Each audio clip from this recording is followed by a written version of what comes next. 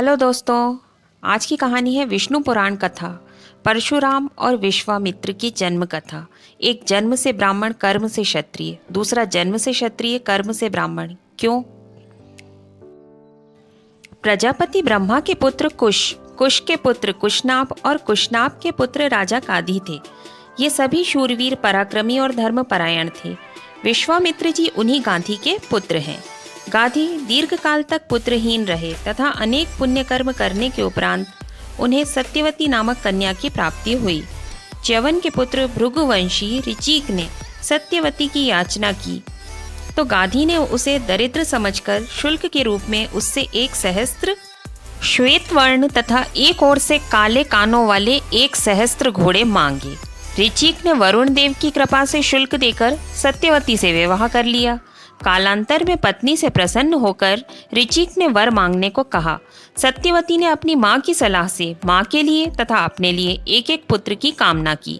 ऋचिक ने सत्यवती को दोनों के खाने के लिए एक एक मंत्रपूत चरु यानी खीर दी तथा ऋतु स्नान के उपरांत माँ को पीपल के वृक्ष का आलिंगन तथा सत्यवती को कूलर का आलिंगन करने को कहा।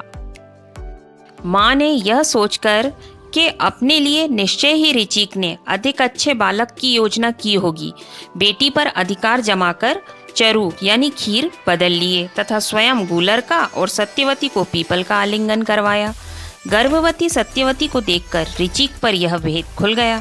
उसने कहा, सत्यवती, मैंने तुम्हारे लिए ब्राह्मण पुत्र तथा माँ के लिए क्षत्रिय पुत्र की योजना की थी। सत्यवती यह जानकर बहुत दुखी हुई। उसने ऋचिक से प्रार्थना की कि उसका पौत्र भले ही क्षत्रिय हो जाए पर पुत्र ब्राह्मण हो।